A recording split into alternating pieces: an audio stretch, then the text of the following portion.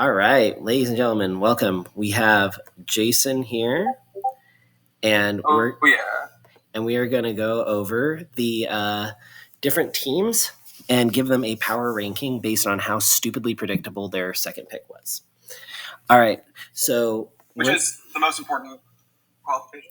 Yeah, I mean, this basically is all that the power ranking could possibly want.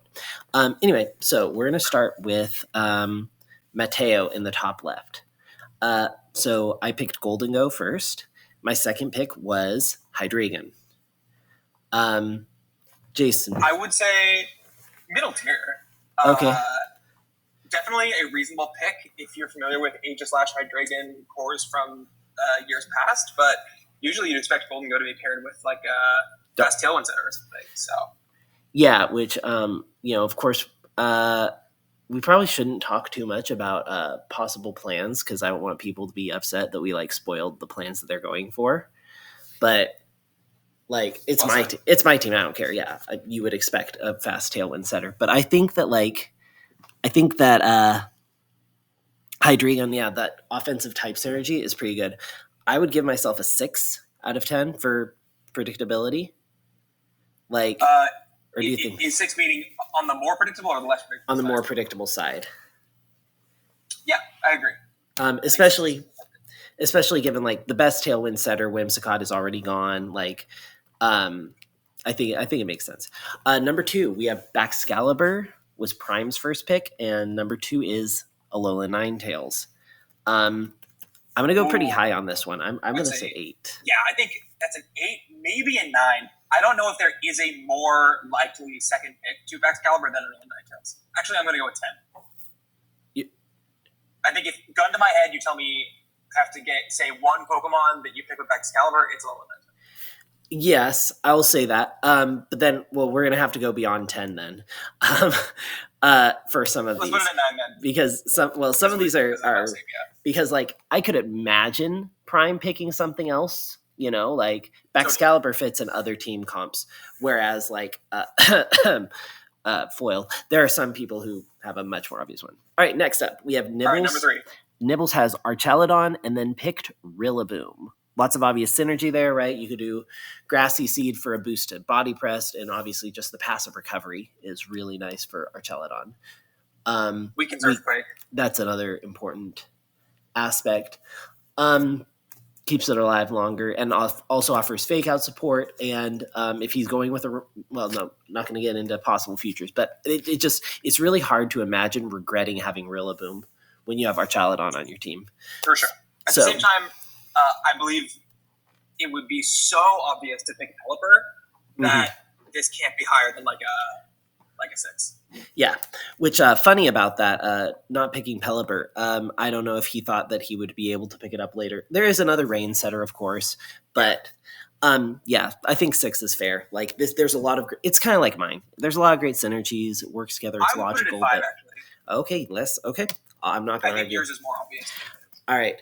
Then Whimsicott, we have. They compete for the AV. Yes. Whimsicott. Yeah, that's true. Whimsicott. Okay, so did you see who he picked after Whimsicott? No. Okay, who really benefits and can exploit a Tailwind more than anyone else? For turn 1. It is indeed Hisuian Typhlosion. The fact that you guessed that blind means this can't go lower than 8. Yeah, that is the Pokemon that I would expect, other than Tracheon, which is not in the game. That's correct. I suppose would be gone. Yeah, but there. I mean, there's other beat up users. Although, I mean, yeah. Correct. Every single time I try to put together a Whimsicott team, Hisuian Typhlosion ends up on it. Yeah, because the synergy is so good. Anyway, okay, so 8 I think is fine because there are a ton of directions you can go with Whimsicott, but Typhlosion is definitely the best. That's gonna be very hard to beat. All right, so then next, this one's a little sneaky, but I see the vision. Hisuian Gudra is the first pick. Who goes with that? I know this one. You picked Pelipper, right? Oh yeah, yep. Misspeller picked Pelipper. I saw this one. So I think this makes sense. It's not super predictable. Does it get hydration? I believe so. It better. You kind of still want Chill Armor, but hydration. Oh no, it gets gooey. I think it's gooey. Scale Armor. Sap Sipper. Oh yeah, so it doesn't get hydration. No, Okay, so then this is actually very unpredictable. That's really interesting. Okay, that makes it plummet. I didn't realize that. Yeah, this is probably like a 3. I would not have expected this pivot. I think also if I believe it was Nibbles. Mm-hmm. I'm expecting Pelipper to get sniped by the Arch team. Yeah. So I'm even more like well, I guess I'm going Pelipper expecting to drive Prize or snipe it, but I would put it like a 3 or a 4. Yeah, I'm gonna put it at 3. It's pretty surprising. This was Misspeller's team. Nibbles had the Arch team, yeah, and I don't think Nibbles. I don't think Nibbles thought Pelipper was getting sniped. And I think we only have Pelipper as like 1 point more than Politoed, so it's a bit of a good value pick there.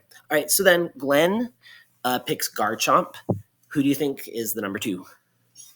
Number 2 for Garchomp, I would go Corviknight, but I don't know anything. It's a great pick. That may be number 3. I don't know. I haven't seen. But instead, the other obvious like combo partner in that 3 Pokemon T-Tar? core, it is T-Tar.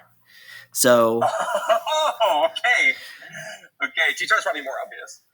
I mean, no, Corviknight's a really good partner for Garchomp, but yeah, T-Tar. So I think this is probably another 8. Like this is pretty high synergy. Actually, it might be 9. That's really... I wouldn't go as high as 9 because like Chomp and T-Tar have the Sandvale synergy, but I mean, in today's climate, it's not so good or anything like that. Right. Okay. So then next up we have our number this is probably to me is the number 3 most obvious pick.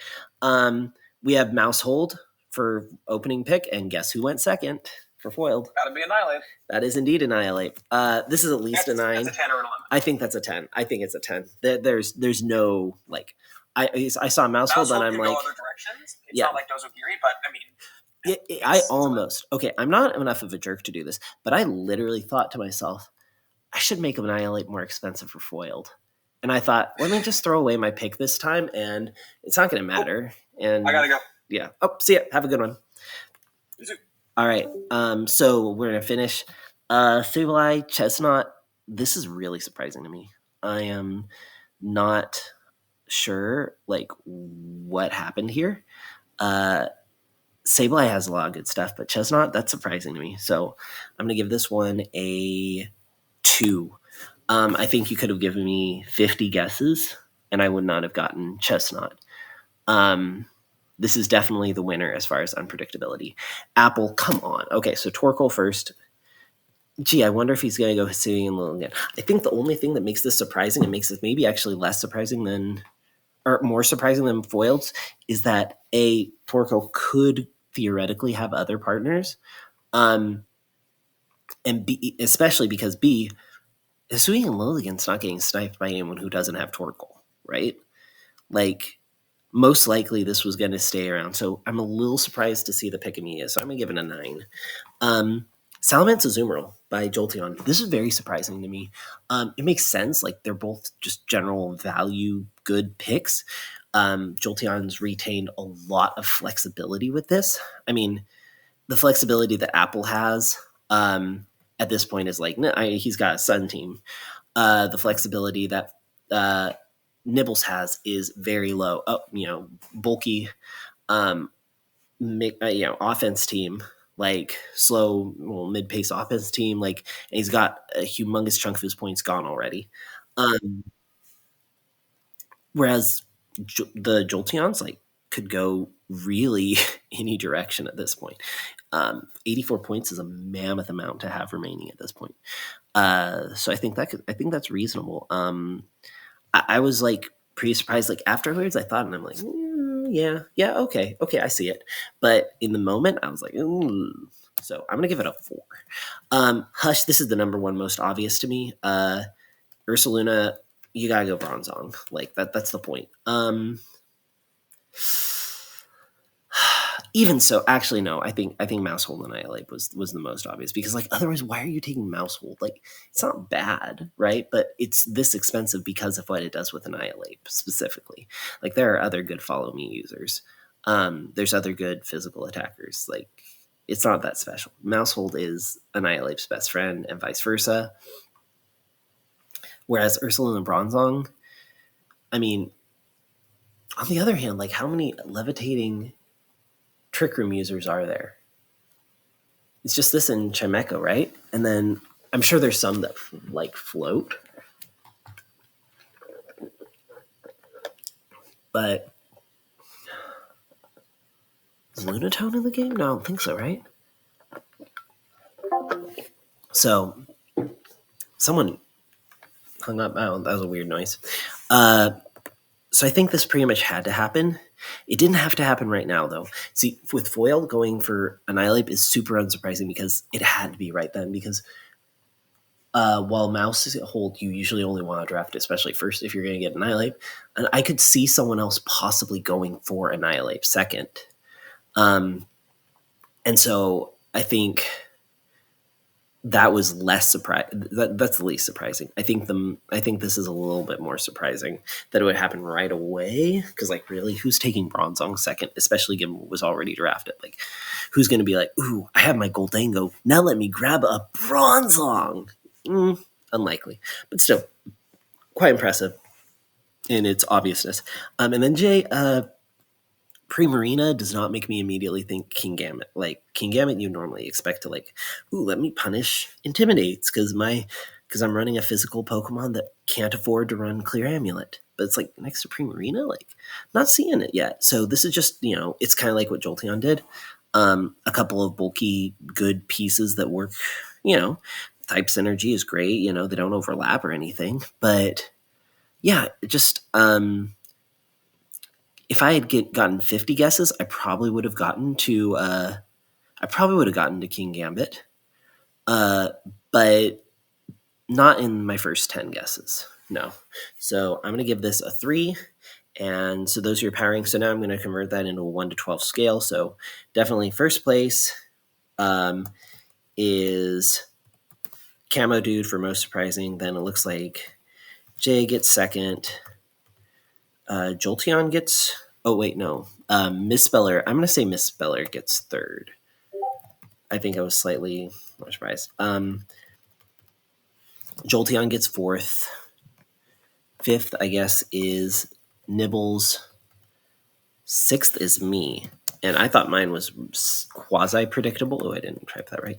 I thought mine was quasi-predictable, which means the rest are really predictable.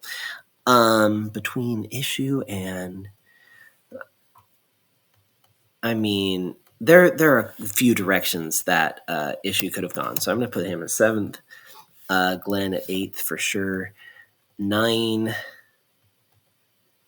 It's got to be Apple, which is crazy. That's only the 9th most unpredictable one. Like, it's insane. 10th is going to be Ninetales, Alola Ninetales. 11th has to be Bronzong, and number 1 or number 12 is definitely getting Annihilate. All right, well, I hope you guys enjoyed this very stupid video, very stupid power ranking, and good luck, have fun for round 3. Bye.